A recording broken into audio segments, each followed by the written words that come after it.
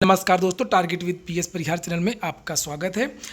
इस चैनल के माध्यम से आप लोगों को विद्यार्थी जीवन से संबंधित सभी सूचनाएं प्रदान की जाती हैं।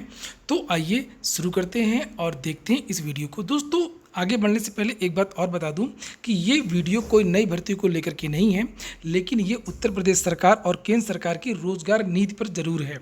जैसा कि आप लोगों ने सुना होगा कि आज नई शिक्षा नीति लागू हो गई है और नई शिक्षा नीति में एचआरडी जो मिनिस्ट्री थी, मानव संसाधन एवं विकास मंत्रालय का नाम बदल दिया गया है, शिक्षा मंत्रालय कर दिया गया है। चाहे केंद्र की सरकार हो, चाहे उत्तर प्रदेश सरकार हो, दोनों जो सरकारें हैं, दोनों की नीतियां एक ही हैं। जैसा केंद्र सरकार कहती है वैसे उत्तर प्रदेश सरकार करता है, और जैसा ही उत्तर प्रदेश सरकार कहती है वैसे यहाँ के चेयरमैन और अधिकारी करते हैं। जब भाजपा सरकार केंद्र में आई थी और जब भाजपा सरकार उत्तर प्रदेश में आई थी, तो ऐसा लग रहा था कि जैसे भ्रष्टाचार पर अंकुश लगेगा, जो कटाव बहुत ज़्यादा जा रहा है वो कटाव कम होगा और ज़्यादा से ज़्यादा विद्यार्थियों को अब नौकरी मिल सकेगी। लेकिन सरकार की ये जो नीति है, नौकरी देने की है ही नहीं है, केवल नाम बदलने की है। जैसा कि आप लोग थंबनेल में देख रहे होंगे, एचआरडी मिनिस्ट्री का जो नाम बदल के कर दिया गया शिक्षा मंत्रालय, योजना आयोग का नाम बदल के कर दिया गया नीति आयोग, माध्यमिक शिक्षा सेवा चयन बोर्ड का जो नाम बदल करके नाम रखा जाएगा उत्तर प्रदेश शिक्षा सेवा चयन बोर्ड। अब यहाँ से टीजीटी पीजीटी की भर्तियाँ हुआ करेंगी और प्राथमिक की भर्तियाँ हुआ करेंगी, जो पीएनपी से फिलहाल होती हैं। तो कुल मिलाकर के बदलाव ही होते रहेंगे और बदलाव में भी लगता है सालों को समय, 2-2 साल, 3-3 साल, 4-4 साल, 5-5 साल समय लग जाता है। और कहा जाता है कि अब बदली हुई नीति के तहत कोई भर्ती आएगी। इसी तरीके से यूपी ट्रिपल एससी में भी एक बदलाव कर दिया गया है कि अब यूपी ट्रिपल एससी में जो भी भर्ती होगी उसकी पहले विद्यार्थियों को पीईटी का सर्टिफिकेट, जिस तरीके से टीईटी का सर्टिफिकेट होता है उसी तरीके से पीईटी का सर्टिफिकेट लेना होगा, जिससे विद्यार्थियों की संख्या कम हो जाएगी और जल्दी जल्दी परिणाम आएंगे, जल्दी जल्दी भर्तियां हो जाएंगी। जल्दी जल्दी के चक्कर में एक भी भर्ती अभी तक यूपी ट्रिपल एससी की नहीं हो पाई है। पूरी उत्तर प्रदेश सरकार की एक भी भर्ती, 3.5 साल हो गए उत्तर प्रदेश सरकार को आए हुए, लेकिन यूपी ट्रिपल एससी से एक भी भर्ती कंप्लीट नहीं हो पाई है। इसको लेकर के कुछ टीवी चैनल हैं जो सूचना दिखाते हैं, लेकिन ज़्यादातर टीवी चैनल वाले ये सूचना नहीं दिखाते हैं। उसके पीछे खाली टीवी चैनल और मीडिया को कोसना ही काफ़ी नहीं है, विद्यार्थी भी इसके लिए काफ़ी हद तक जिम्मेदार हैं। जब मैं इस तरीके का वीडियोस बनाता हूं तब तुरंत विद्यार्थी उसको कभी भी नहीं देखते हैं, ना उतना लाइक करते हैं। और जब कोई फर्जी न्यूज आती है अखबार में कि लेखपाल की भर्ती आएगी या इस तरीके से लॉलीपॉप आता है, तो उसके बारे में विद्यार्थी बहुत देखते हैं। जबकि जब मीडिया विद्यार्थियों के हित में अगर कोई न्यूज़ देना चाहती है, चाहे वो टीवी की मीडिया हो, चाहे वो यूट्यूब का चैनल हो, चाहे वो पेपर हो, तो विद्यार्थियों को खुद ही उस न्यूज़ को आगे बढ़ाना चाहिए। और शायद इसीलिए, चूंकि विद्यार्थी ज़्यादा देखते नहीं है, इसीलिए टीवी चैनल राफेल राम मंदिर लगातार टेलीविज़न पर दिखा रहे हैं। अगर रोज़गार के बारे में दिखाएंगे तो आप देखेंगे भी नहीं, इसलिए वो दिखाएंगे भी नहीं। तो कम से कम रवीश कुमार और अमिताभ अग्निहोत्री 2-4 ऐसे पत्रकार हैं जो इस मुद्दे को उठाते हैं और बस उनकी नौकरी का रिजल्ट आप बता रहे हैं। इन नौजवानों से लंबे समय से बातें कर रहा हूं। मेरा यही अनुभव रहा है कि उन्हें नौकरी के सिस्टम को ठीक होने से कम मतलब है। बस उनकी नौकरी का रिजल्ट आ जाए, ना आए तो कम से कम खबर चल जाए। इसलिए रोजगार राजनीतिक मुद्दा नहीं है। विपक्ष के दल भूल ना करें, जब 10 करोड़ लोगों की नौकरी जाने की खबर मुद्दा नहीं है, तो क्या जिन्हें नौकरी नहीं मिली है उनका मुद्दा बन पाएगा?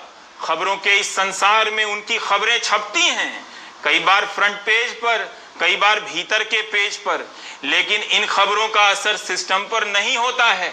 जैसे इनमें फंसे नौजवानों से आप कह रहे हैं, या कह दें कि डॉक्टर कफील खान को रासुका लगाकर जेल में बंद करने पर आप क्या कहना चाहते हैं?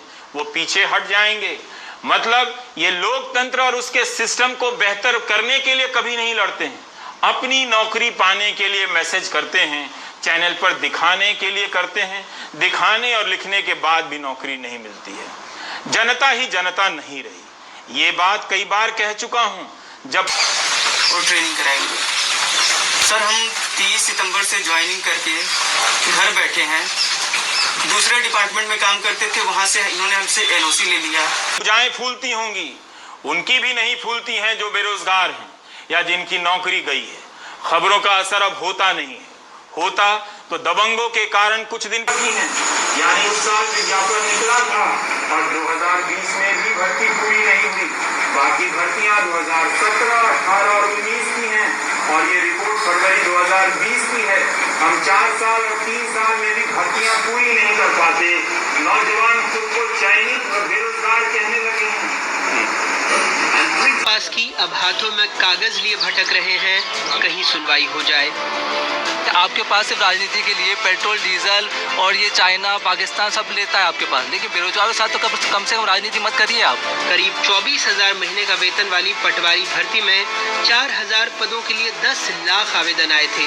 इनमें से 2.5 लाख प्रतियोगी PhD, MBA, MA और इंजीनियरिंग के छात्र थे।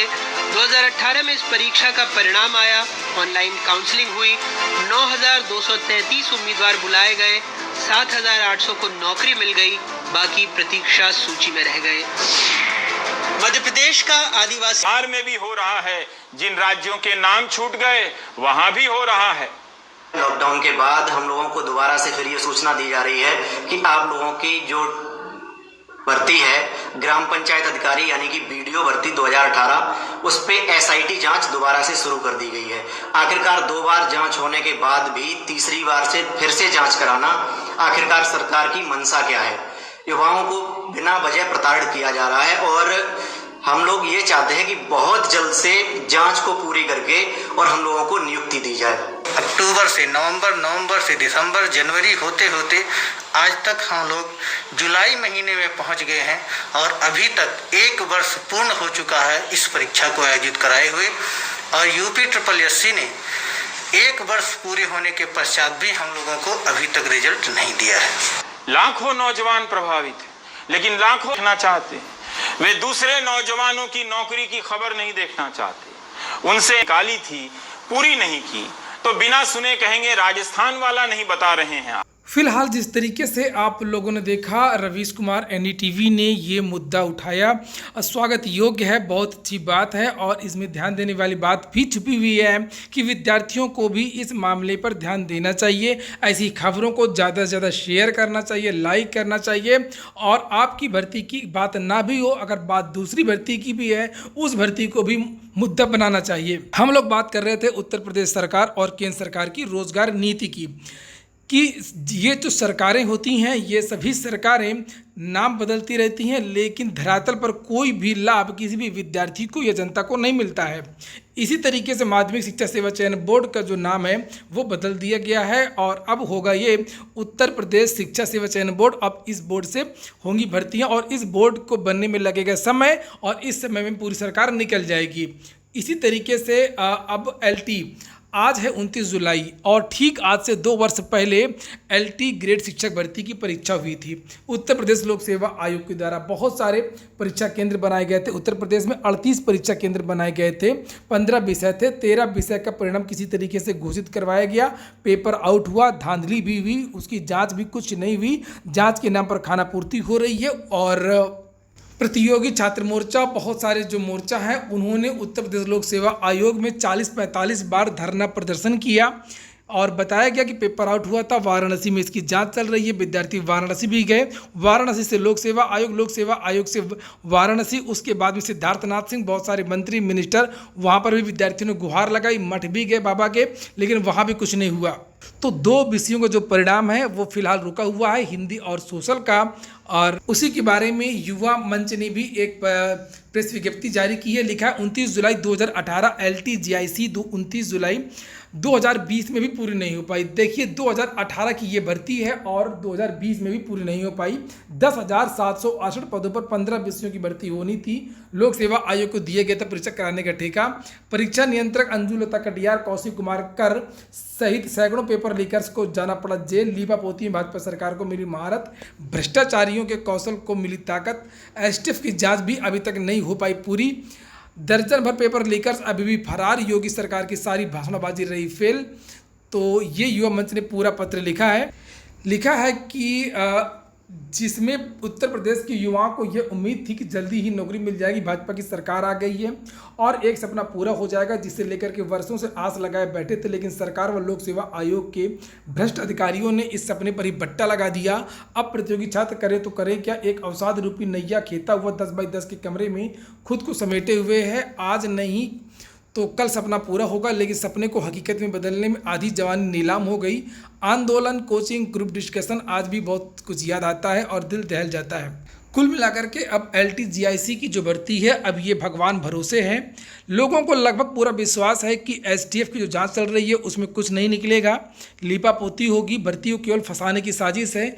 भर्तियां तो उत्तर प्रदेश में सभी फंसाई गई हैं, चाहे वो UPSSC की लोअर 2016 4 साल पुरानी भर्ती हो, LT ग्रेड शिक्षक भर्ती उत्तर प्रदेश लोक सेवा आयोग की 2016 की माध्यमिक शिक्षा सेवा चयन बोर्ड की भर्ती थी, अभी तक कंप्लीट नहीं हो पाई है। दरोगा भर्ती का विज्ञापन अभी नहीं आया है, नियमावली में बदलाव की वजह से रुका था। विपक्ष भी दबा सहमा बैठा हुआ है, विपक्ष के लिए भी ये एक मुद्दा नहीं है। नौकरी, बेरोजगारी, रुकी हुई भर्तियाँ, UPSSC, इसकी चर्चा कोई नहीं करता है। हाँ, आरक्षण पर सभी लोग एक साथ बोलने लगते हैं अगर कोई जरा सी बात आती है, लेकिन आरक्षण के अलावा भर्तियों के बारे में, भ्रष्टाचार के मामले में कोई भी विपक्ष का नेता खुल करके कभी नहीं बोलता। फिलहाल आज एक अच्छी न्यूज़ है कि माध्यमिक शिक्षा सेवा चयन बोर्ड ने इंटरव्यू का जो शेड्यूल है वो जारी कर दिया है। ये देखिए, अंग्रेजी और विज्ञान विषय का जो साक्षात्कार है ये शुरू होंगे और ये जो इंटरव्यू है 5 अगस्त से लेकर के 11 सितंबर तक होंगे, अंग्रेजी और हिंदी प्रवक्ता का, TGT का। तो ठीक है दोस्तों, ये हो गया आज का वीडियो। पूरा वीडियो सुनने के लिए बहुत बहुत धन्यवाद। अगर ये वीडियो आपके काम का हो, आपको सही लगता हो तो इसको अगर शेयर कर सकें तो शेयर करें, लाइक करने लायक हो तो लाइक करें। बहुत बहुत धन्यवाद।